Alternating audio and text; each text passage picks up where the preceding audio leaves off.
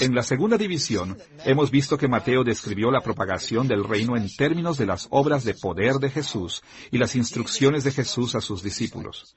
Y esto provee un buen modelo para nuestro propio ministerio en la iglesia moderna. Al confiar en el poder de Jesús y servirle fielmente, Jesús edificará su reino a través de nosotros y nos recompensará con bendiciones celestiales. La tercera división del Evangelio de Mateo continúa con la presentación del Rey y de su reino por medio de señales y parábolas, y se encuentra en Mateo capítulo 11, versículo 2 al capítulo 13, versículo 53. La narrativa de Mateo se enfoca en las señales que Jesús realizó y las reacciones a sus señales, y se extiende desde Mateo capítulo 11, versículo 2 al capítulo 12, versículo 50. Estas señales demostraban que el Rey y su reino estaban presentes, y corrigió las falsas expectativas de cómo el reino debería ser. Como resultado, las críticas ya habían echado raíces y comenzaron a crecer y a propagarse. Estas series de episodios se dividen en 5 segmentos. En el capítulo 11, versículos 2 al 19, Jesús aseguró a Juan el Bautista que sus señales demostraban que él era el Mesías que cumplió las profecías del Antiguo Testamento, y Jesús pidió que las multitudes respondieran a sus señales con arrepentimiento. En el capítulo 11, versículos 20 al 30, Jesús se dirigió a las ciudades donde había hecho milagros, y él advirtió a los que no se habían arrepentido y ofreció descanso a los que vinieran a él. Así lo escribió en Mateo capítulo 11, versículo 30, porque mi yugo es fácil y ligera mi carga. En el capítulo 12, versículos 1 al 21, Mateo comienza varios episodios que se enfocan explícitamente en las reacciones de los fariseos a las señales de Jesús. Primero, él reporta cómo Jesús disputaba con los fariseos acerca de los propósitos de Dios para el día de reposo, y demostró su autoridad al sanar a un hombre en el día de reposo. Jesús enseñó que el día de reposo era para sanar y salvar vidas. En capítulo 12, versículos 22 al 37, los fariseos acusaban a Jesús de usar el poder de Beelzebú, aunque las multitudes se admiraban por sus milagros. En vez de recibir a Jesús como el Mesías, los maestros de la ley creyeron que estaba poseído por el diablo. En capítulo 12, versículos 38 al 50, los fariseos hipócritamente demandaron otra señal, pero Jesús les advirtió que solo recibirían la señal de Jonás. ¿Y cuál era esa señal? Parecido a como Jonás salió del gran pez después de 3 días y llevó al arrepentimiento a los gentiles de Nínive, la resurrección futura de Jesús después de 3 días en la tierra llevaría al arrepentimiento de muchos más gentiles. Para demostrar cómo Dios recibiría a cualquier persona de cualquier nacionalidad que se arrepintiera, Jesús dijo que su madre y sus hermanos, que eran judíos, no eran su familia. Como lo dice Mateo en el capítulo 12, versículos 49 y 50, «He aquí mi madre y mis hermanos, porque todo aquel que hace la voluntad de mi Padre, que está en los cielos, ese es mi hermano y hermana y madre». Ahora que hemos visto la narrativa de Mateo de las señales que Jesús hizo, vayamos al discurso de las parábolas del reino de Jesús en Mateo capítulo 13, versículos 1 al 53. La historia de Mateo reporta las muy conocidas parábolas de Jesús en 5 segmentos. La parábola del sembrador, en capítulo 13, versículos 1 al 23. La parábola de la cizaña, en capítulo 13, versículos 24 al 30. La semilla de mostaza y la levadura, en capítulo 13, versículos 31 al 43. El tesoro escondido y la perla, en capítulo 13, versículos 44 al 46. Y la parábola de la red, en capítulo 13, versículos 47 al 53. Estas parábolas fueron diseñadas para corregir malentendidos que explicaban el reino de Dios. En algunas de las parábolas, como en las parábolas de la semilla de mostaza, en capítulo 13, versículos 31 y 32, la levadura, en el versículo 33, el tesoro, en el versículo 44, y la perla, en los versículos 45 y 46, Jesús enseñó que el reino de los cielos era de valor supremo y debía de ser buscado a todo costo. Al principio puede verse insignificante, pero un día sería visto en toda su gloria. Pero Jesús también contó otras parábolas que se enfocaron en la falla de Israel en aceptar al Rey Jesús y su reino. En la parábola del sembrador y su explicación en Mateo capítulo 13, versículos 1 al 23, Jesús fue claro que habían muchos obstáculos para creer en Él, y que la mayoría de las personas rechazarían el reino. Esta idea se reforzó con la parábola de la cizaña, en los versículos 24 al 30 y 36 al 43, y la parábola de la red, en versículos 47 al 51. Jesús enseñó que muchos rechazarían el reino y serían destruidos al final. Estas parábolas eran advertencias claras para aquellos que se oponían a Jesús y proveyeron una oportunidad para que los no creyentes se arrepintieran y llegaran a ser seguidores fieles del Rey verdadero. Cristo ha venido y Él ha cumplido las profecías, Él ha traído el reino, pero aún espera su culminación.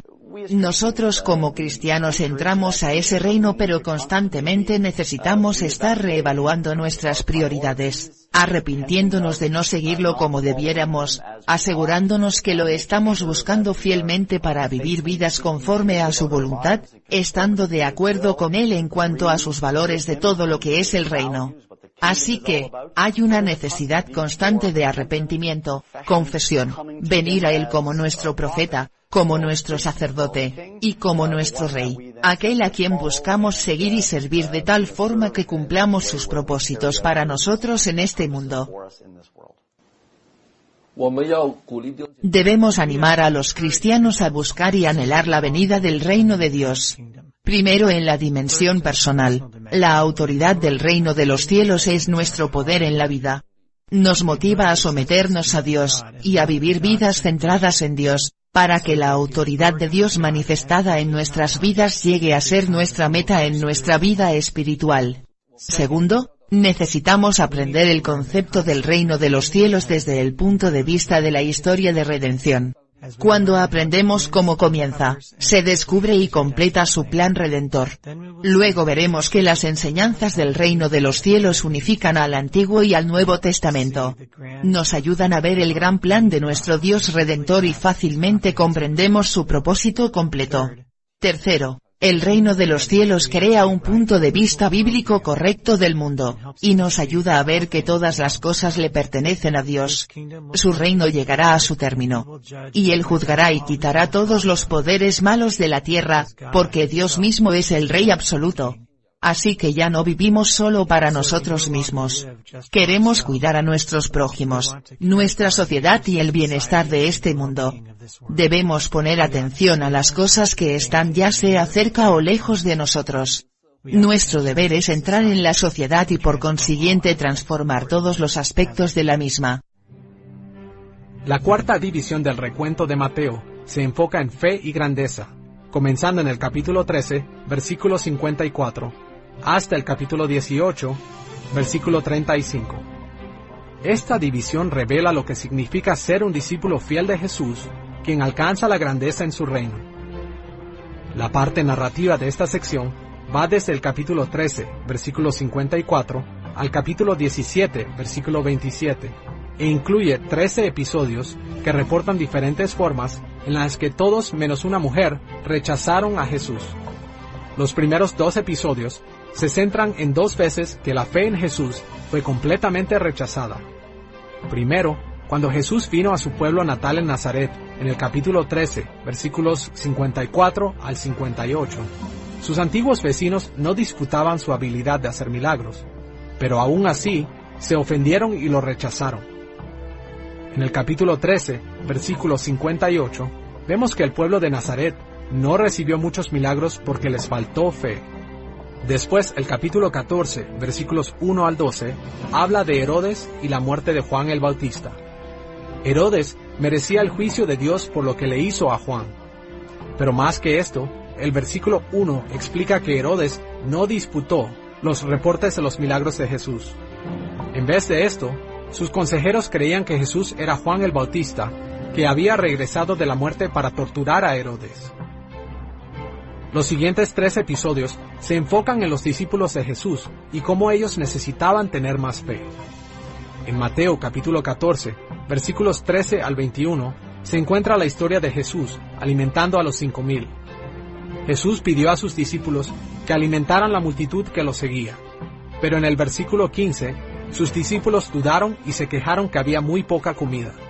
Así que Jesús demostró su poder al multiplicar su comida y alimentó a 5,000 con mucho de sobra. En el capítulo 14, versículos 22 al 36, Jesús caminó sobre las aguas. Primero, Pedro mostró confianza en Jesús al salirse del barco, pero después dudó cuando vio el peligro y empezó a hundirse en el mar. Después de rescatarlo, Jesús comentó en el versículo 31, «Hombre de poca fe, ¿por qué dudasteis?». Capítulo 15, versículos 1 al 20, reporta un conflicto entre Jesús y algunos fariseos. Pedro pidió una explicación a algo sencillo que Jesús había dicho, así que en el versículo 16, Jesús respondió con desaprobación, ¿también vosotros sois aún sin entendimiento?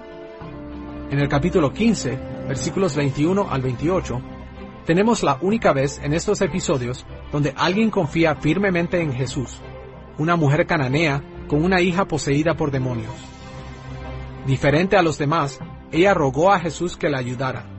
Y en el versículo 28, Jesús respondió con aprobación diciendo, «Oh mujer, grande es tu fe».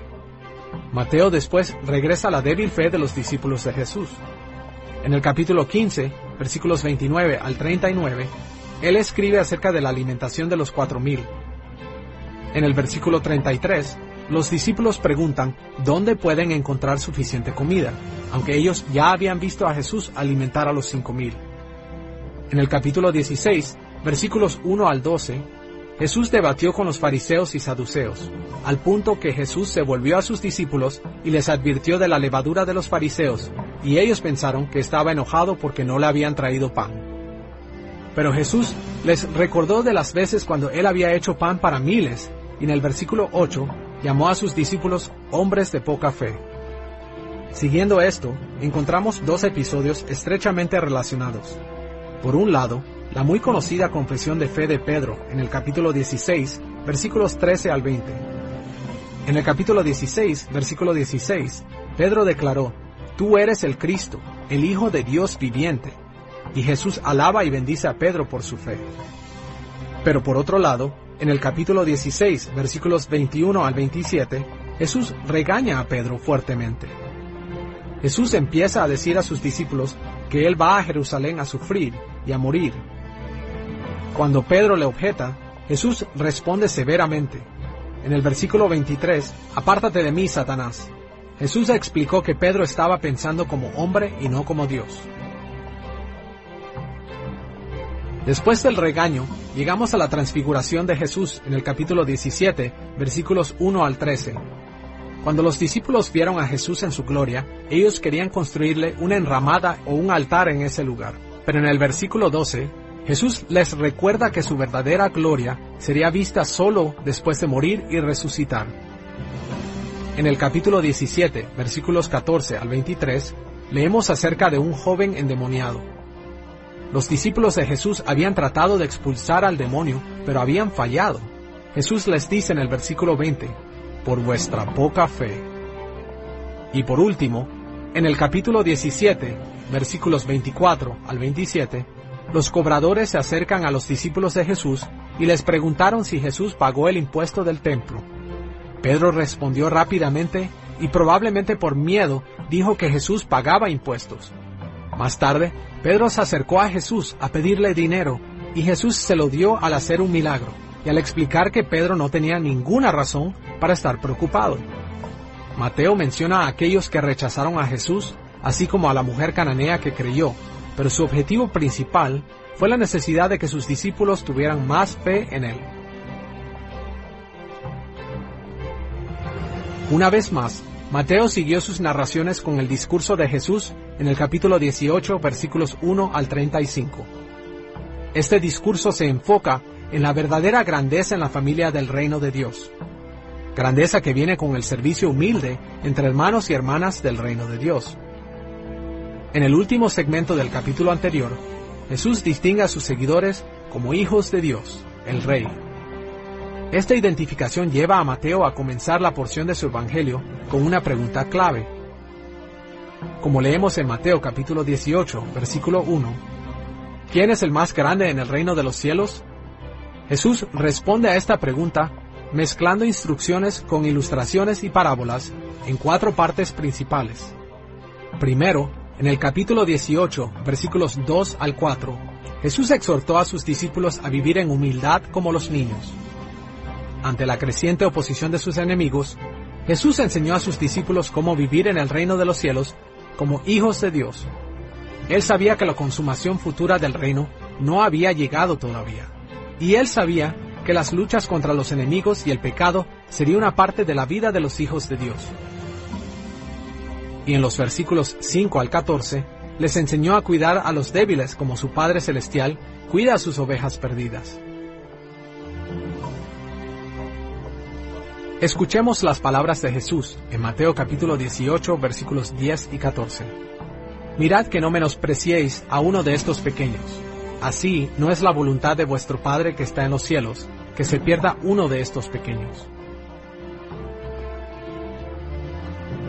Jesús añadió esta idea en Mateo capítulo 18, versículos 15 al 20, en la que exige que sus seguidores traten a cada uno como miembros de la familia de Dios, incluso cuando el pecado interrumpa sus relaciones.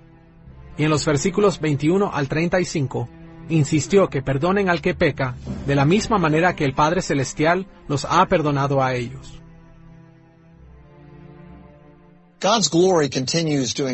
La gloria de Dios sigue creciendo en nuestros días, porque Dios continúa haciendo muchos milagros para hacer crecer su reino en la tierra.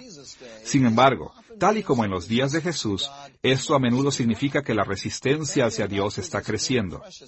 Dios nos da muchos dones para ayudarnos en nuestras dificultades y tentaciones. Entre estos dones están la perseverancia, la paz e incluso su presencia inmediata con nosotros. Y uno de los dones más especiales es nuestra relación con Dios como nuestro Padre. Dios cuida de nosotros, y Él entiende y simpatiza con nuestras debilidades. También nos da una familia que puede ministrarnos y amarnos, la Iglesia, nuestros hermanos y hermanas en la familia de Dios. El tema de la quinta división del Evangelio de Mateo es la oposición presente al reino de los cielos y su victoria futura. Esta narración se extiende desde el capítulo 19, versículo 1 al capítulo 22, versículo 46, y muestra cómo Jesús recibió oposición en este momento de su vida. Estos capítulos se dividen en 3 secciones principales, basadas en el movimiento de Jesús. En el capítulo 19, versículo 1 al capítulo 20, versículo 16, Jesús enfrentó oposición en Judea. Allá, Él tuvo que lidiar con fariseos y con la pregunta del divorcio. Él también recibió oposición que surgió a raíz de malentendidos de las riquezas y el poder. Anteriormente, en el Evangelio, Mateo había observado el principio de las tensiones entre Jesús y los líderes judíos. En esta sección, él informó que la hostilidad entera ya se había desarrollado. Por ejemplo, a veces los fariseos hacían preguntas diseñadas para atrapar a Jesús, como en Mateo capítulo 19, versículos 3 al 9, capítulo 21, versículos 16 y 23, y capítulo 22, versículos 15 al 40. Solo como un ejemplo, escuchemos el reporte de Mateo, en Mateo capítulo 22, versículo 15. Entonces se fueron los fariseos, y consultaron cómo sorprenderle en alguna palabra. Al mismo tiempo, Jesús a veces retó a los líderes judíos, como lo vemos en las parábolas de los 2 hijos, los labradores malvados, y el banquete de bodas, en el capítulo 21, versículos 28, al capítulo 22, versículo 15. Pero el conflicto no siempre se limita a intercambios verbales.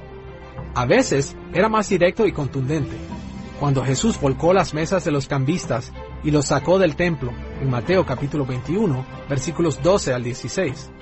Especialmente sus palabras en los 7 lamentos de maldición, del capítulo 23, versículos 13 al 35. Escuchemos cómo Jesús los reprendió en Mateo capítulo 23, versículo 15. ¡Ay de vosotros, escribas y fariseos, hipócritas! Porque recorréis mar y tierra para ser un prosélito, y una vez hecho, le hacéis 2 veces más hijo del infierno que vosotros. Desde luego que Jesús y los líderes judíos no eran los únicos personajes en estos capítulos. La hostilidad de los líderes judíos se agravó por la manera en que las multitudes seguían honrando a Jesús en ocasiones como en la entrada triunfal, en capítulo 21, versículos 1 al 11. Por toda esta sección, Jesús animó a sus discípulos a poner ese enfrentamiento en perspectiva. En Mateo capítulo 19, versículos 27 al 30, les promete que un día se van a sentar con Él en su gloria. Pero en el capítulo 20, versículos 17 al 19, también les advierte que esos días gloriosos vendrán después de que Él sufra su muerte. Inclusive, Jesús insistió que sus discípulos alcanzarían la gloria después de una vida de humilde sufrimiento. Jesús enfatizó este punto en 3 partes diferentes del Evangelio. En Mateo capítulo 19, versículo 30, Jesús dijo: muchos primeros serán postreros, y postreros primeros. Luego, en Mateo capítulo 20, versículo 16, Él dijo: así los primeros serán postreros, y los postreros primeros. Y repitió esto en Mateo capítulo 20, versículos 26 al 28, diciendo: el que quiera hacerse grande entre vosotros, será vuestro servidor, y el que quiera ser el primero entre vosotros, será vuestro siervo. Como el Hijo del Hombre no vino para ser servido, sino para servir y para dar su vida en rescate por muchos. El reino de Jesús se veía extraño. Sus seguidores sufrirían, y el mismo rey de Israel sería asesinado por la gente de Israel. Una derrota aparente vendría antes de la victoria. El siguiente segmento de la creciente oposición encuentra a Jesús subiendo a Jerusalén en el capítulo 20, versículos 17 al 34. Jesús lo dijo claramente que Él iba a Jerusalén a sufrir y a morir. Él solo recibió resistencia de la madre de 2 discípulos, quien buscaba autoridad para sus hijos en el reino. Luego, Jesús fue bienvenido por las multitudes en Jerusalén, al cumplir la profecía del Antiguo Testamento de su entrada triunfal. En el siguiente segmento, en el capítulo 21, versículo 12, al capítulo 22, versículo 46, Jesús enfrentó oposición al moverse dentro y fuera de Jerusalén, así como en el templo. Él sacó a los cambiadores de dinero y contó parábolas que advertían acerca del juicio venidero de Dios. Más aún, Jesús y los líderes religiosos disputaron teológicamente acerca de los impuestos para César, la resurrección de los muertos, el mandamiento más importante y la pregunta de quién era hijo del Mesías. Pero Jesús lidió con sus oponentes tan bien que leemos estas palabras en Mateo capítulo 22, versículo 46. Y nadie le podía responder palabra, ni osó alguno desde aquel día preguntarle más. Habiendo visto la narrativa de Mateo acerca del incremento de la oposición al reino de los cielos, ahora observemos el discurso que lo acompaña. Esta sección se extiende desde Mateo capítulo 23, versículo 1, al capítulo 25, versículo 46. En este discurso, Jesús describió la victoria futura del reino de los cielos. Esta sección comienza con los anuncios de los 7 lamentos contra los oponentes de Jesús, en Mateo capítulo 23, versículos 1 al 38. Este discurso se enfoca especialmente en los fariseos, sus falsas enseñanzas, su abuso del pueblo de Dios y sus hipocresías. Cerca del final del discurso, Jesús resume los sentimientos sobre Jerusalén de esta manera en Mateo capítulo 23, versículos 37 y 38. Jerusalén, Jerusalén, que matas a los profetas y apedreas a los que te son enviados.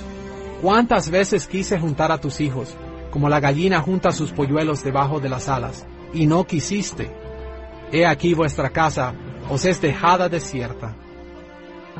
La próxima sección del discurso de Jesús es llamada a menudo el Sermón del Monte de los Olivos, y aparece en Mateo capítulo 24, versículo 1 al capítulo 25, versículo 46. Se le llama así porque Jesús habló estas palabras en el Monte de los Olivos. El sermón puede ser dividido en 3 secciones principales, En el capítulo 24, versículos 4 al 28, Jesús describió los dolores de parto de esta extraña época en la que el reino de los cielos había venido a la tierra, pero que todavía no se había manifestado en la plenitud de su poder y gloria. En el capítulo 24, versículos 29 al 31, Él habló de la totalidad del reino, viendo el día en el que el Hijo del Hombre vendría en las nubes y el reino de los cielos llegaría con todo su poder y gloria. Luego, en el capítulo 24, versículo 32 al capítulo 25, versículo 46, Jesús exhortó a su pueblo a esperar cuidadosamente el día de la gloria venidera, porque nadie sabe cuándo será. Bueno, referente a cuándo Jesús va a regresar, Él fue muy cuidadoso de asegurarse de que no tratáramos de precisar en algún punto en el tiempo más de lo que deberíamos. Él dijo que nadie sabe ni el día ni la hora de su regreso. Incluso Él mismo en su naturaleza humana no sabía el momento de su regreso. Así que para nosotros el especular y pensar que podemos acertar es simplemente desobedecer a Jesús. Pero con eso no queremos decir que no debemos anticipar, esperar, e incluso buscar las señales de que su regreso está cerca. El objetivo principal de enseñar acerca de la segunda venida de Cristo en el Nuevo Testamento es primordialmente para tranquilizarnos, darnos ánimo, darnos esperanza, para conducirnos a vivir santamente y esperar el regreso de Cristo. Y aunque no sepamos el tiempo exacto, debemos estar preparados para el momento en el que Él regrese, para que le podamos saludar con entusiasmo y alegría. Debemos tener completa confianza en que Él va a regresar. Debemos tener completa confianza en que Él viene otra vez y que culminará todo lo que Él ha comenzado. Debemos también ser fieles. No deberíamos ser un tipo de espectadores, como por ejemplo en Hechos capítulo 1, cuando Jesús se fue y ellos miraron hacia el cielo y el ángel les dice, ¿por qué están mirando al cielo? Deberían estar pensando en llevar el Evangelio a todas las naciones. Él va a regresar, pero debemos ocuparnos en llevar a cabo la gran comisión. Debemos ocuparnos en el servicio de nuestro Rey al llevar a las naciones el anuncio de que el Rey ha venido. Él viene otra vez. Arrepiéntanse y crean en el Evangelio. Deberíamos estar discipulando a los que entran al reino y profesan fe en Jesucristo, nutriéndolos para que vivan para la gloria de Dios o se ajusten a Él. Deberíamos estar viviendo para la gloria de Dios en cada aspecto de nuestras vidas, esperando constantemente su venida y diciendo con la Iglesia en cada época, ven Señor Jesús.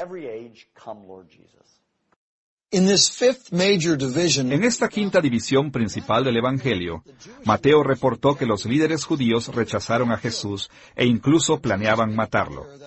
Pero Jesús dejó claro que todos los planes en el mundo no podrían detener el futuro triunfo del reino. Y la historia prueba que Él estaba en lo correcto. Los líderes judíos lo asesinaron, pero su reino continuó creciendo. Y un día, la historia probará que la última parte también es correcta. Jesús vendrá otra vez con poder y gran gloria a traer su reino en plenitud y a premiar a su pueblo fiel con las mejores bendiciones del reino. La conclusión narrativa del Evangelio de Mateo se extiende desde Mateo capítulo 26, versículo 1, al capítulo 28, versículo 20. Aquí, Mateo describió la culminación del ministerio de Jesús como el rey mesiánico en su arresto, crucifixión y resurrección. Al explorar la conclusión del Evangelio de Mateo, vamos a enfocarnos en tres temas que involucran el enfoque de Mateo en el reino. Los temas de conflicto, discipulado y victoria. Vamos primero al tema de conflicto. El reino que Jesús trajo era muy diferente al reino que los judíos esperaban que trajera el Mesías, y eso los llevó a un conflicto directo con Jesús y su reino. Como hemos visto, este conflicto se intensifica en todo el Evangelio de Mateo, pero culmina en la narrativa de la conclusión. Por ejemplo, lo vemos en los planes contra Jesús, en el capítulo 26, versículos 3 y 4. En sus planes de arresto y juicio, en el capítulo 26, versículos 14 al 16, versículo 47 y versículos 57 al 68. y en el clamor por su crucifixión, en el capítulo 27, versículos 20 al 25. Y llega a un final cuando los judíos aceptan la responsabilidad por la crucifixión de Jesús. Escuchemos el reporte de Mateo, en Mateo capítulo 27, versículo 25. Y respondiendo todo el pueblo dijo: su sangre sea sobre nosotros y sobre nuestros hijos. Luego, cuando Jesús sufría en la cruz, los judíos se burlaron de él, ridiculizando su afirmación de ser el rey mesiánico de Israel. Como leemos en Mateo capítulo 27, versículos 41 y 42, de esta manera también los principales sacerdotes, escarneciéndole con los escribas y los fariseos y los ancianos, decían: a otros salvó, ¿a sí mismo no se puede salvar? Si es el rey de Israel, descienda ahora de la cruz y creeremos en él.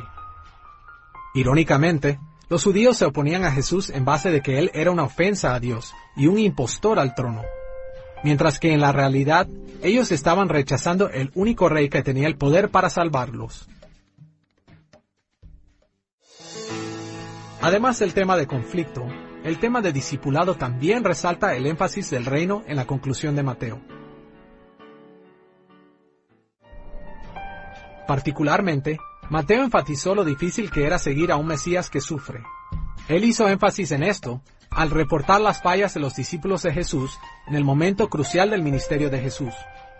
Judas lo traicionó, como se explica en Mateo capítulo 26, versículos 14 al 16 y versículos 47 al 50, y se suicidó por su fracaso en capítulo 27, versículos 3 al 10. Pedro, Jacobo y Juan no pudieron velarlo en Getsemaní, en el capítulo 26, versículos 36 al 46.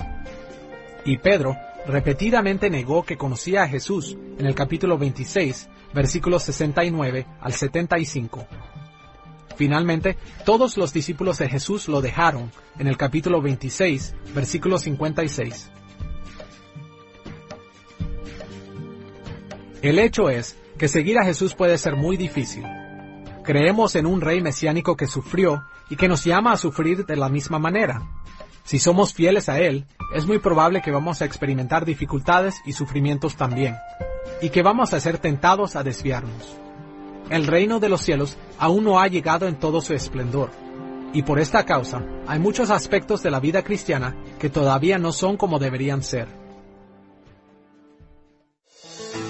Habiendo considerado los temas de conflicto y discipulado, estamos listos para ver el tema de la victoria del reino.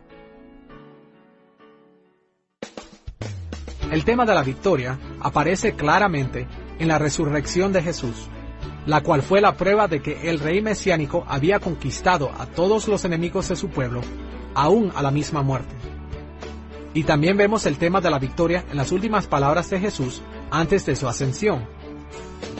Las últimas palabras de Mateo, registradas en el Evangelio de Mateo, se encuentran en Mateo capítulo 28, versículos 18 al 20, y usualmente son llamadas la Gran Comisión. Estas son las instrucciones finales del Señor a sus discípulos, comisionándolos al ministerio en su ausencia. Y vale la pena notar que estas instrucciones comienzan con que Jesús reclama toda la autoridad del reino. Escuchamos a la proclamación de Jesús en Mateo capítulo 28, versículo 18. Toda potestad me es dada en el cielo y en la tierra. Now, Jesus is the only one who can claim Ahora, all dominion. Jesús es el único que puede reclamar todo dominio, todo poder, con legitimidad. Y por cierto, su poder no es destructivo porque es poder y amor. Poder motivado por el amor. Poder moderado por el amor. Si solo se ama, tenemos un buen sentimiento, pero tal vez nos sintamos impotentes porque no tenemos el poder para cambiar nada. Si solo tenemos poder sin amor, destruimos, matamos y odiamos. Es el genio divino que trae el amor y el poder juntos. De tal manera amó Dios al mundo que envió a su único Hijo. Él es el único que legítimamente puede reclamar todo el poder porque Él es el único que caminó sobre este planeta Tierra y nunca pecó, nunca mintió, nunca engañó. Él es también el único que después de ser asesinado, muerto y sepultado, regresó. Por lo tanto, Él es el Señor resucitado. Es la inauguración de una nueva era en la historia humana. Él trae esperanza a las naciones. Así que el reino de Dios está obrando en formas muy poderosas, y es allí donde la evangelización mundial y el discipulado a las naciones se basa en esto, lo que yo llamo, el gran fundamento. No se tiene una gran comisión sin un gran fundamento. Y luego Él lo termina con una gran promesa, estaré con vosotros, hasta el fin del mundo. Así que, Jesús el Señor, Jesús el Rey, es el que reina y tiene todo el poder.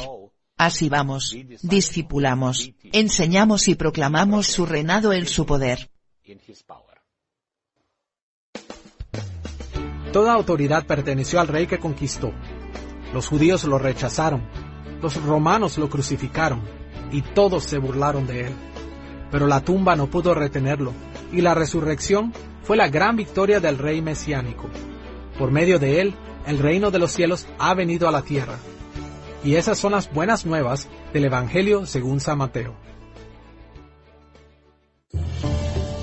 Ahora que hemos explorado el trasfondo del Evangelio según San Mateo, y también su estructura y contenido, estamos listos para considerar algunos temas principales que Mateo enfatizó.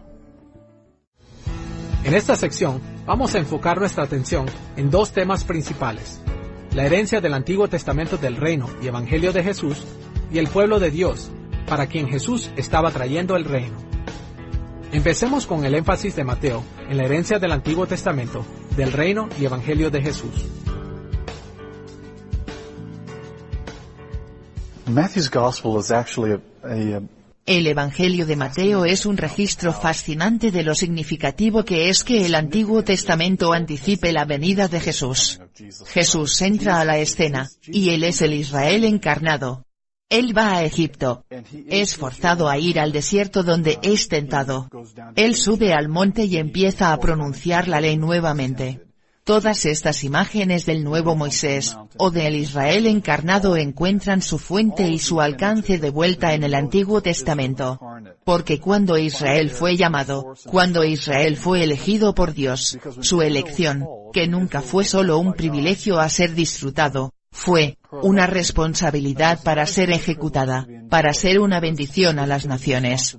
Y sin embargo, debido a la larga y dramática historia de pecado de Israel, nunca pudo ser para sí misma o para las naciones lo que había sido llamada a ser.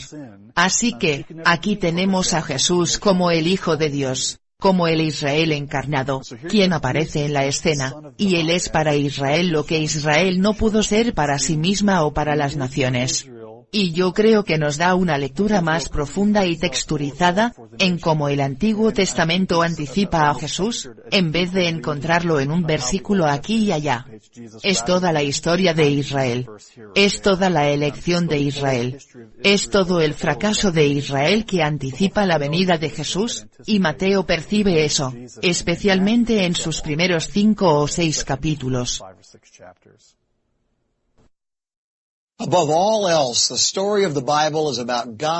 Principalmente, la historia de la Biblia describe a Dios comprometiéndose con su pueblo con lazos inquebrantables de amor. Es la historia de su fidelidad en mantener sus promesas para hacer con ellas bendición. Es por esto que Mateo le dijo a su generación acerca del pueblo de Dios que todavía podían confiar en las promesas antiguas y que todavía podían creer que Dios estaba obrando en sus días en la persona de Jesús. Y es la razón por la que Mateo se sintió tan confiado en mencionar continuamente el Antiguo Testamento, para poder apoyar las afirmaciones y ministerio del Rey Mesiánico, Jesucristo. Brevemente vamos a repasar las 5 formas en las que Mateo demuestra la herencia del Antiguo Testamento del Reino y del Evangelio de Jesús. Las citas y menciones del Antiguo Testamento, su énfasis en el reino de los cielos, su descripción de Jesús como el Rey Mesiánico, el conflicto de Jesús con los líderes judíos no creyentes, y la humildad y grandeza de Jesús. Comencemos con las citas y menciones del Antiguo Testamento.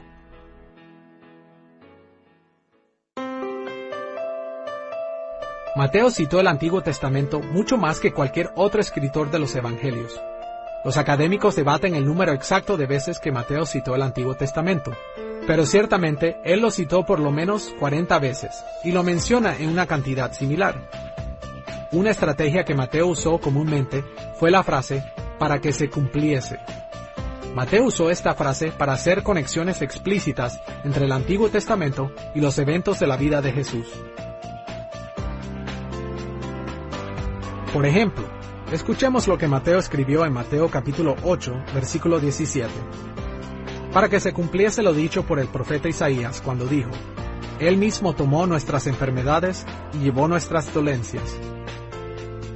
Inmediatamente, antes de su cita del Antiguo Testamento, Mateo había reportado muchas de las curaciones que Jesús realizó. Pero él no solo quería que sus lectores vieran a Jesús como un sanador, más bien, él quería que ellos supieran que Jesús sanó a la gente en cumplimiento de las promesas del Antiguo Testamento.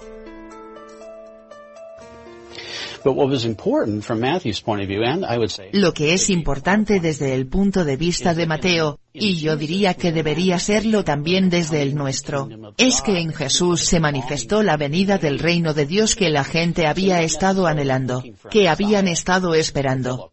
Ellos no necesariamente estaban buscando un Mesías que cumpliera una predicción específica en un punto histórico del mapa, sino que ellos anhelaban libertad, alivio, restauración y salvación. El Antiguo Testamento les enseñó que cuando el reino de Dios viniera sería anunciado por una persona en particular, el Mesías, y que cuando se hiciera ese anuncio, el reinado de Dios comenzaría, y toda la restauración, salvación y bendiciones que el Antiguo Testamento prometió empezarían a traer fruto.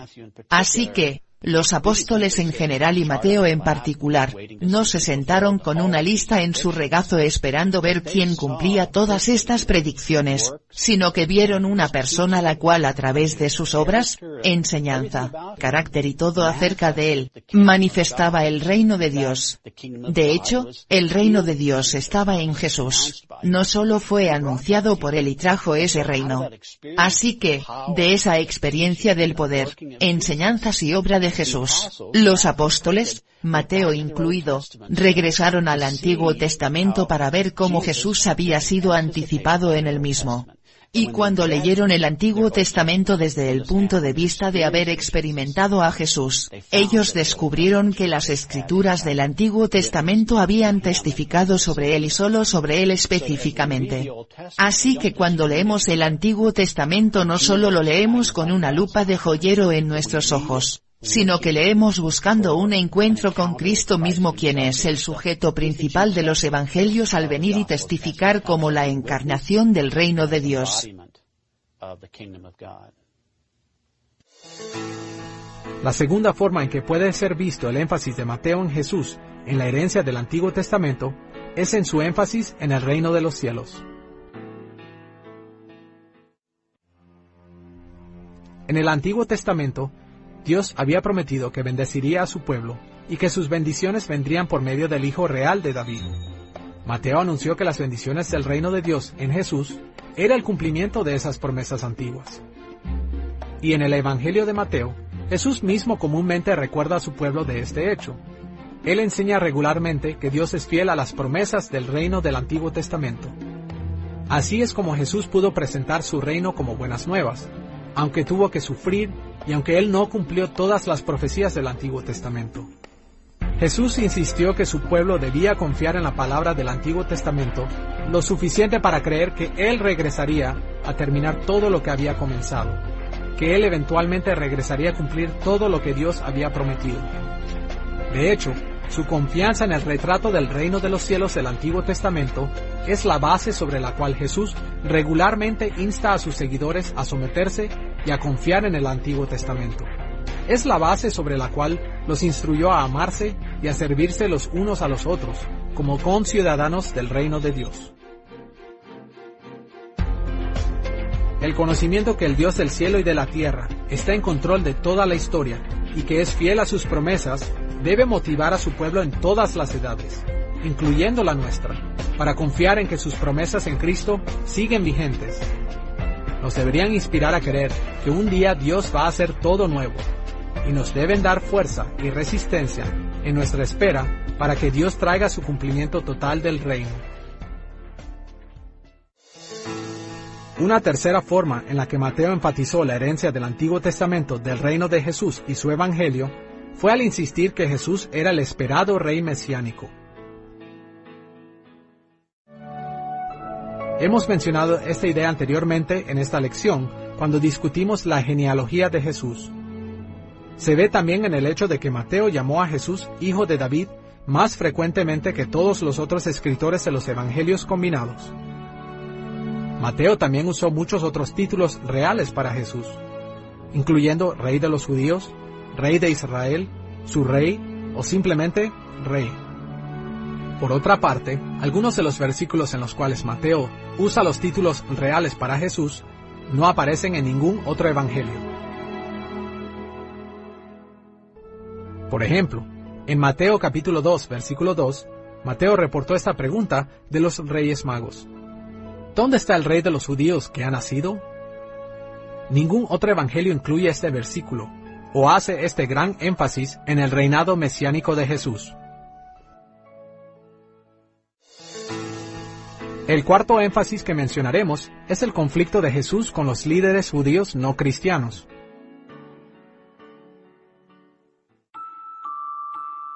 Los primeros lectores de Mateo pudieron sentirse tentados a pensar que el conflicto de Jesús con muchos de los líderes de Israel prueba que Jesús no era el Mesías. Para asegurarse de que no tuvieran esa impresión, Mateo aclaró que Dios mantenía sus promesas por medio de Jesús a pesar de la falta de fe de los líderes judíos. Una y otra vez, Jesús rechazó las enseñanzas de los fariseos y de los maestros de la ley. Él corrigió sus puntos de vista acerca del ayuno en Mateo capítulo 9, versículos 14 al 17, acerca del día de reposo en el capítulo 12, versículos 1 al 13, y acerca del lavado de manos en el capítulo 15, versículos 1 al 20, y la mayor parte del Sermón del Monte, especialmente en el capítulo 5, versículos 17 al 48. Se contrasta con el punto de vista judío de la ley de Dios con el cumplimiento de Jesús de esa ley.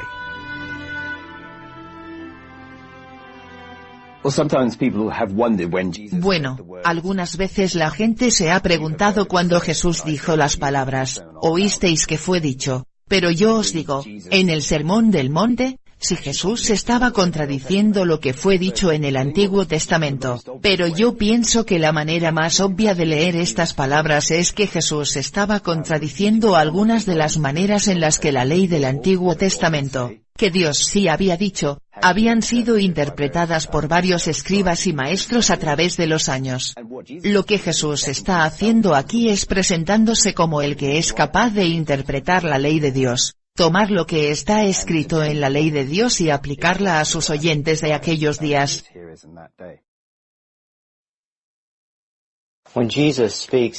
Cuando Jesús habla en el Sermón del Monte usando esta frase, «Oísteis que fue dicho, pero yo os digo», Él no estaba diciendo que la ley del Antiguo Testamento estaba siendo anulada. De hecho, Él dice lo opuesto muy explícitamente, que Él ha venido a cumplir la ley. Lo que Jesús está haciendo es usar una técnica rabínica muy conocida que los maestros de la ley usaban para hablar de su propia autoridad para enseñar. Han escuchado a diferentes personas en la tradición decir estas cosas acerca de las enseñanzas de la ley, pero yo les digo. Y eso viene con una autoridad presente, con una autoridad agregada. Así que Jesús está estableciendo su autoridad para enseñar con esta técnica de enseñanza que es muy conocida.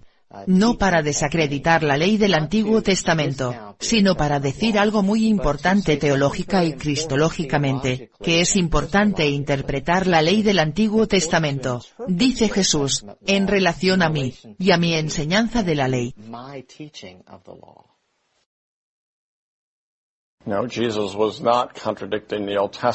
No, Jesús no estaba contradiciendo el Antiguo Testamento.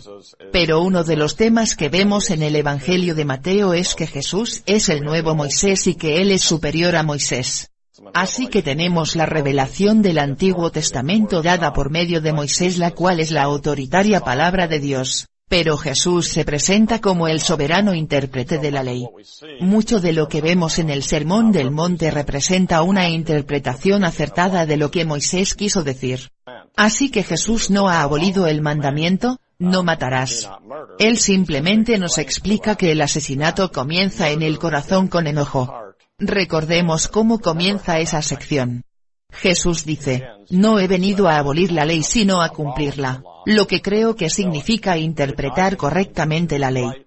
Pero creo que lo que Jesús está argumentando allí, es que Él cumple la verdadera intención de la ley.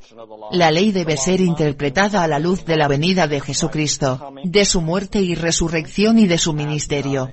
Cuando lo entendemos de esa forma vemos que Jesús no anula la ley del Antiguo Testamento, sino que la cumple. Jesús realmente cumplió las expectativas mesiánicas del Antiguo Testamento.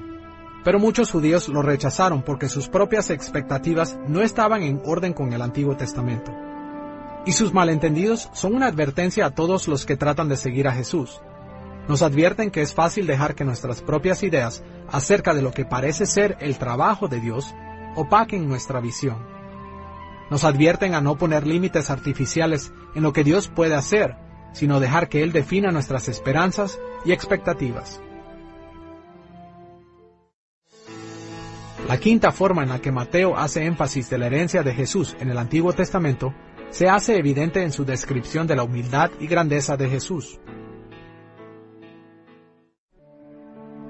Los judíos en los días de Jesús entendían correctamente que de acuerdo al Antiguo Testamento, Dios enviaría a su gran guerrero a liberar a su pueblo.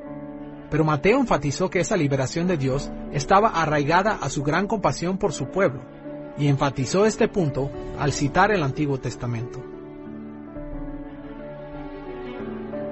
Por ejemplo, en Mateo capítulo 11, versículo 29, Jesús imitó a los que estaban muy cargados con estas palabras. Llevad mi yugo sobre vosotros, y aprended de mí, que soy manso y humilde de corazón, y hallaréis descanso para vuestras almas. Aquí, Jesús citó Jeremías capítulo 6, versículo 16, para probar que el Mesías proveería descanso para su pueblo. Del mismo modo, en Mateo capítulo 12, versículos 15 al 21, Mateo reporta el ministerio misericordioso de sanación de Jesús y cita Isaías capítulo 42, versículos 1 al 4, para explicar lo que Jesús estaba haciendo. Escuchemos la descripción de Jesús en Mateo capítulo 12, versículos 19 y 20. No contenderá ni voceará, ni nadie oirá en las calles su voz. La caña cascada no quebrará, y el pábilo que humea no apagará. Jesús no era el rey militar duro que los judíos estaban buscando para guiarlos en la batalla contra Roma. En cambio, Él era gentil y compasivo. En conformidad con el Antiguo Testamento, Mateo retrató a Jesús como el rey conquistador y el maestro con autoridad del pueblo de Dios. Al mismo tiempo, Mateo enfatizó que Jesús era un rey humilde y lleno de compasión. El llamado a seguir a Jesús en nuestras vidas y ministerios nos llama a hablar la verdad con el mismo tipo de compasión que Jesús ejemplificó.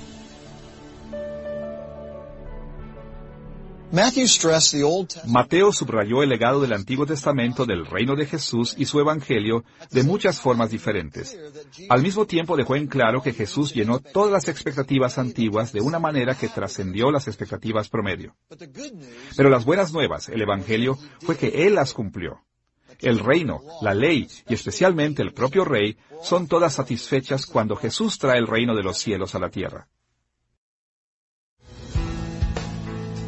Habiendo examinado la herencia del Antiguo Testamento del reino y evangelio de Jesús, estamos listos para considerar el tema del pueblo de Dios.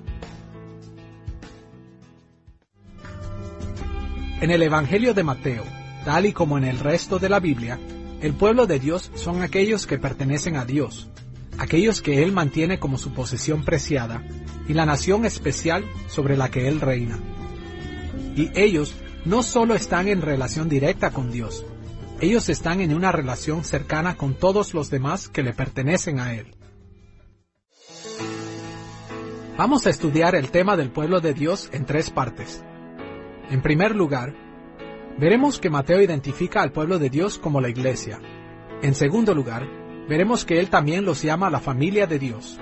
Y tercero, consideraremos el llamado que el pueblo de Dios ha recibido de Jesús. Comencemos con la idea de que la iglesia es el pueblo de Dios. En el Antiguo Testamento, Israel era el pueblo de Dios, pero en el Nuevo Testamento, el pueblo de Dios es más comúnmente llamado la iglesia. Nuestro término moderno para iglesia se traduce de la palabra griega eclesia en Mateo. En la Septuaginta, la traducción griega del Antiguo Testamento, eclesia es una traducción de la palabra hebrea kahal, la cual el hebreo del Antiguo Testamento típicamente usaba para referirse a la asamblea o congregación del pueblo de Israel. Este cambio en el vocabulario de la asamblea de Israel a la iglesia cristiana demuestra que ambos, Mateo y Jesús, vieron la iglesia como la continuación de la asamblea de Israel. Consideremos el uso de la palabra hebrea kahal o asamblea en el Antiguo Testamento. El pueblo de Israel es identificado como una asamblea en Levítico capítulo 16, versículo 33, Números capítulo 16, versículo 47, Jueces capítulo 20, versículo 2 y Salmo 22, versículo 22. De hecho, la asamblea del pueblo de Dios era tan importante en el Antiguo Testamento que fue uno de los nombres que el profeta Joel usó para identificar a Israel cuando profetizó que en los últimos días el pueblo de Dios sería restaurado. En Joel, capítulo 2, versículo 16, él proclamó: «Reunid al pueblo, santificad la reunión». En el hebreo original de este versículo, la palabra traducida como asamblea es kahal, pero en la traducción griega de la Septuaginta, la palabra es eclesia, la palabra comúnmente traducida iglesia en el Nuevo Testamento. Mateo utiliza este mismo lenguaje cuando reportó estas palabras de Jesús en Mateo capítulo 16, versículo 18. «Edificaré mi iglesia». Aquí, Jesús hizo eco de la profecía de Joel cuando dijo que iba a construir su iglesia, y quería decir su kahal, o su asamblea mesiánica de los últimos días. Jesús dice en el Evangelio de Mateo que Él va a edificar su iglesia. Creo que un buen punto de partida es recordar que la palabra para iglesia en el Nuevo Testamento griego, iglesia, es realmente el término griego usado para transmitir la idea del Antiguo Testamento de asamblea del pueblo de Dios, el kahal, para que la iglesia del Nuevo Testamento esté en continuidad con la asamblea del Antiguo Testamento, la asamblea del pueblo de Dios. Ya hemos visto que los acontecimientos de Mateo, capítulo 16, tuvieron lugar en un tiempo donde la resistencia a Jesús como rey mesiánico iba incrementando. Y es esta resistencia que Jesús usó para animar a sus discípulos con una referencia a la asamblea de Israel. Él quería que ellos tuvieran confianza en su plan para edificar su asamblea mesiánica o iglesia. Las palabras de Jesús también aclararon que la iglesia le pertenecía. No pertenecía a Pedro. No pertenecían a Israel. No era una institución democrática propiedad de sus miembros. Era la iglesia del Mesías. Mateo ya había mencionado este punto en la introducción de su evangelio, cuando él reportó las palabras del ángel a José. Escuchemos el recuento de Mateo en el capítulo 1, versículo 21. «Y dará a luz un hijo, y llamarás su nombre Jesús, porque él salvará a su pueblo de sus pecados».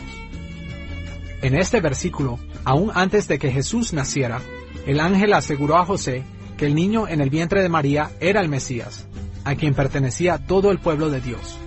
Él era su rey y ellos eran su pueblo.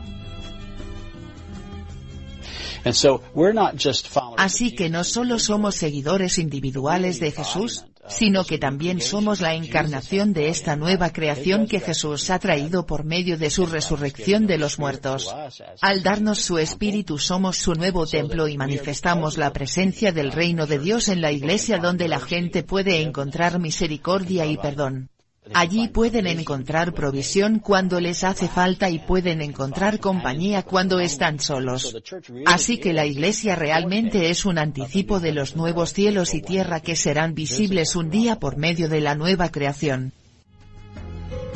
Cuando el pueblo de Dios se encuentra bajo presión, cuando los eventos de la vida los tientan, Cuando la oscuridad que está alrededor de ellos puede ser casi palpable, Jesús dice, edificaré mi iglesia. Edificaré mi asamblea mesiánica. Él nos asegura que Él es nuestro Rey, que Él tiene nuestro mejor interés en mente y que va a rescatarnos y bendecirnos al final. Puede ser que no ocurra en esta vida, pero va a suceder. De eso podemos estar seguros. Además de describir al pueblo de Dios como la iglesia, Mateo también lo identificó como la familia de Dios. El Evangelio de Mateo usa un lenguaje familiar como padre, hijo y hermano más de 150 veces para describir la relación del pueblo de Dios consigo mismo y con los demás. El otro escritor de los Evangelios que usa lenguaje familiar tan a menudo fue Juan, pero cuando Juan lo utilizó, él estaba hablando típicamente acerca de la relación entre Jesús y su Padre Celestial. En contraste, cuando Mateo lo usa, estaba hablando acerca de la relación entre Dios y su pueblo. Estaba hablando acerca de la familia de Dios. Y principalmente, Mateo usó este vocabulario para enfatizar el cuidado y protección que Dios muestra a sus hijos. Por ejemplo, en Mateo capítulo 6, versículo 4, Jesús habló del cuidado de Dios para con su pueblo de esta manera. Y tu Padre que ve en lo secreto, te recompensará en público. Y utilizó este mismo lenguaje una vez más en el versículo 6 y nuevamente en el versículo 18. Su punto era que Dios estaba preocupado por sus hijos y trataba de alentarlos y proveer para ellos.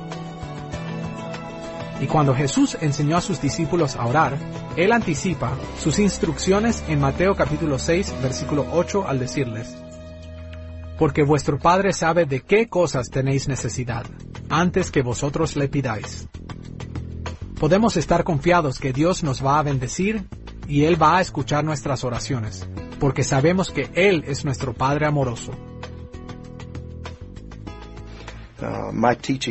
Mi área de enseñanza es la formación espiritual, y una de las cosas que digo acerca del Padre Nuestro es que empezamos a orar reconociendo que en cualquier momento pueden haber millones de personas que están orando al mismo tiempo. Una de las razones por las cuales llamamos a Dios Dios es que ese Dios puede tomar cada una de esas oraciones y atenderla como si fuera la única oración que demanda su atención en ese momento. Eso nos trae a una comunión santa, parte del trato personal del reino de los cielos.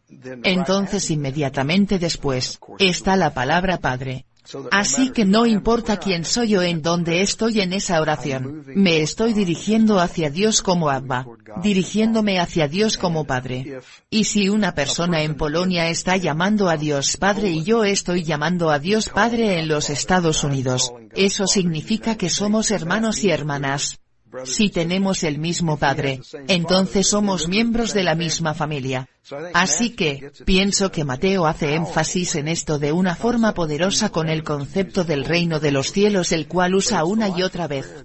Pero es la vida de oración que nos trae a descubrir que en el momento en el que estoy orando con otras personas que están diciendo lo mismo que yo, y cuando ellos dicen lo mismo que yo digo, significa que somos familia. No hay nada más alentador que pensar en el hecho de que Dios nos ha adoptado en su familia. Es muy bueno ser perdonado, pero como dijo J. I. Packer en su libro Conociendo a Dios, también es algo grandioso el ser justificado, pero lo que es aún mejor es ser adoptado en la familia de Dios. Tener a Dios como nuestro Padre realmente es la cúspide de la obra de Dios en nuestras vidas. No solo somos perdonados por el juez, sino que somos adoptados en la familia de Dios, y Él es nuestro Padre y nosotros somos sus hijos. Y por ende somos coherederos con Cristo. Todo lo que viene a Jesús, que es todas las cosas, llega a ser nuestro. Esa es nuestra herencia también. Hubo un tiempo donde solo éramos hijos de ira, cuando nuestra herencia era la ira de Dios. Y en vez de ira, ahora somos coherederos con Cristo. Somos copartícipes de la naturaleza divina y somos llamados hermanos con Cristo porque somos hijos en Él. Hemos intercambiado nuestros trapos sucios de injusticia por la rectitud de Cristo. En eso hemos llegado a ser hijos de Dios, invitados a su familia. Y esa es la mayor bendición que jamás podemos imaginar. En Mateo capítulo 6, versículos 25 al 34, Jesús usó dos ejemplos diferentes para asegurar a los hijos de Dios su cuidado. Habló de las aves del cielo y los lirios del campo, enfatizando que Dios tiene cuidado de las necesidades de los miembros más pequeños de su creación. Y su énfasis fue que si Dios cuida aún de estas pequeñas cosas, entonces Él ciertamente cuidará mucho más a su pueblo. Nuestro Padre Celestial va a proveer aún mejor comida, ropa y protección para nosotros. Jesús también enfatizó el cuidado y protección paternal de Dios, cuando Él advirtió a sus discípulos de las grandes dificultades del ministerio. Por ejemplo, en el capítulo 10, versículos 19 y 20, Jesús les dijo que iban a ser arrestados, pero también les dijo que el Espíritu del Padre estaría con ellos. Y Él les recordó que cuando sus vidas estuvieran en peligro por causa de su ministerio, su Padre los protegería.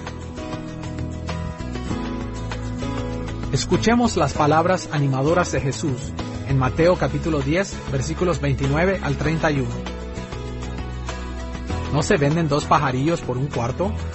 Con todo, ni uno de ellos cae a tierra sin vuestro Padre, pues aún vuestros cabellos están todos contados. Así que, no temáis, más valéis vosotros que muchos pajarillos.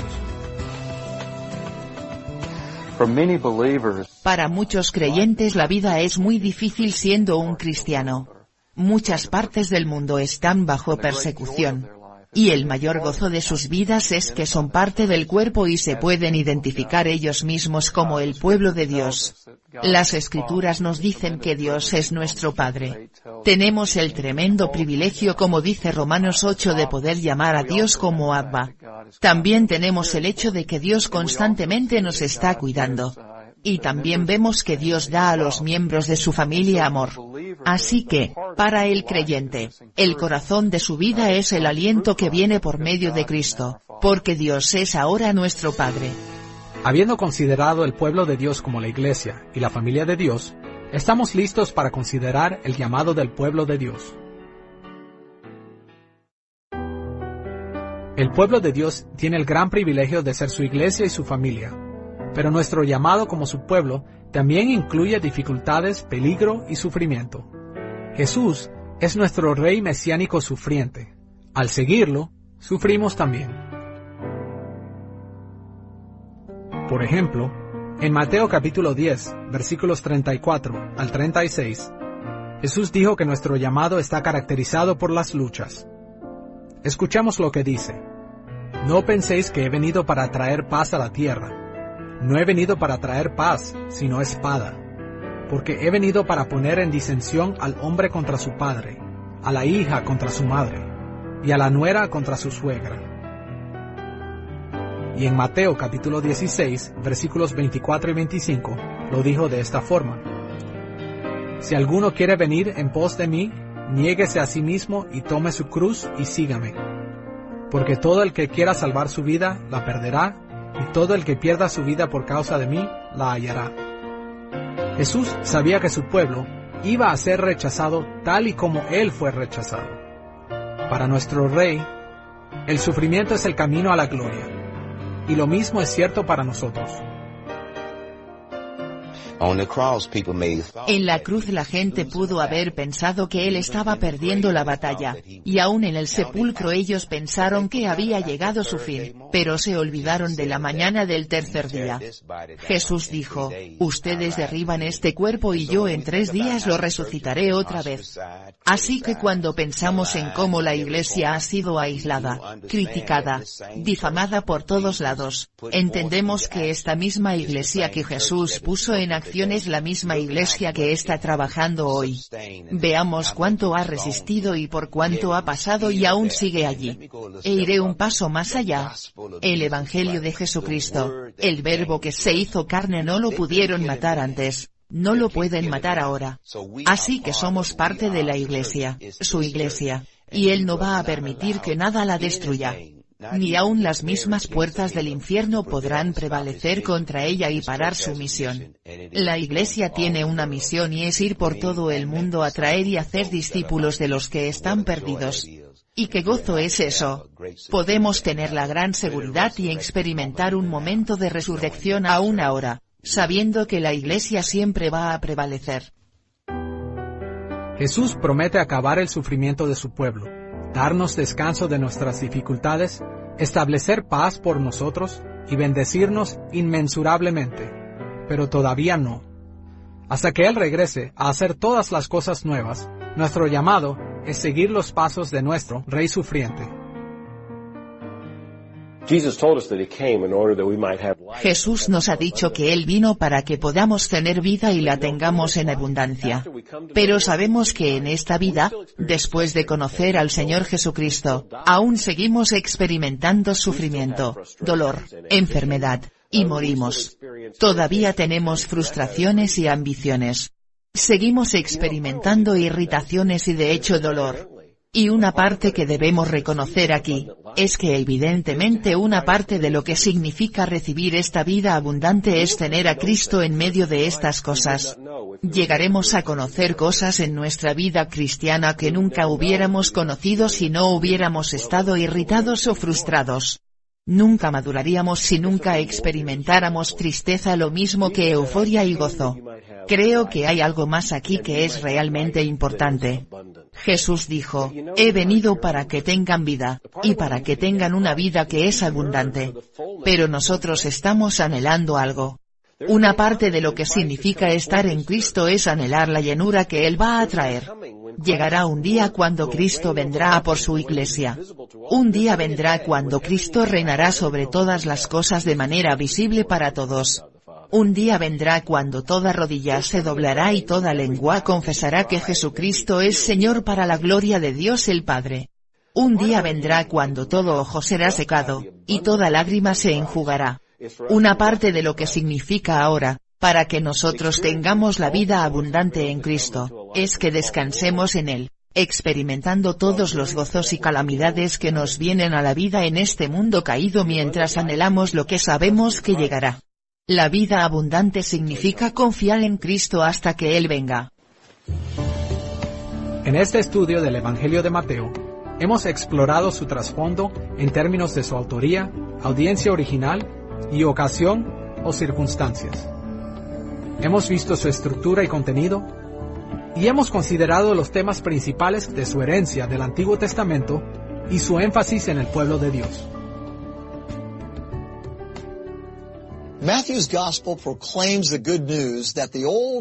El Evangelio de Mateo proclama las buenas nuevas que promete el Antiguo Testamento acerca de que el reino de los cielos se cumplió en la persona y la obra de Jesús, el Rey mesiánico.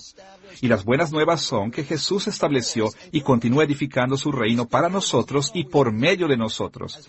Estas buenas nuevas no son siempre fáciles. Como ya hemos visto, Mateo describió nuestro llamado a seguir los sufrimientos del Rey mesiánico, pero también describió las bendiciones del Padre Celestial, bendiciones que nos ayudan a seguir fielmente a nuestro Rey y perseverar por medio de nuestros sufrimientos hasta que el reino del cielo venga a la tierra con toda su gloria.